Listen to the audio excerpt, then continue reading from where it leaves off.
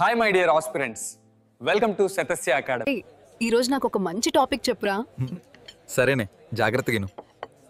Council చట్టం 1909 గురించి రాజ్య కార్యదర్శి లార్డ్ మార్లే, భారత వైస్రాయ్ లార్డ్ మింటోలు కలిసి ఈ చట్టాన్ని రూపొందించడం వలన దీనిని మింటో మార్లే సంస్కరణలు అంటారు. కేంద్ర లెజిస్లేటివ్ కౌన్సిల్ను ఇంపీరియల్ లెజిస్లేటివ్ కౌన్సిల్గా మార్చి సభ్యుల సంఖ్యను 16 నుంచి 60కి పెంచారు. ఈసారిగా వైస్రాయ్ ఎగ్జిక్యూటివ్ కౌన్సిల్లో ఒక భారతీయుడికి అవకాశం ఇవ్వబడింది. సత్యేంద్ర ప్రసాద్ సిన్హా మొదటి భారతీయుడిగా నియమితులయ్యారు. రాష్ట్ర శాసన మండలిలో సభ్యుల సంఖ్య ఒకే విధంగా పెంచలేదు.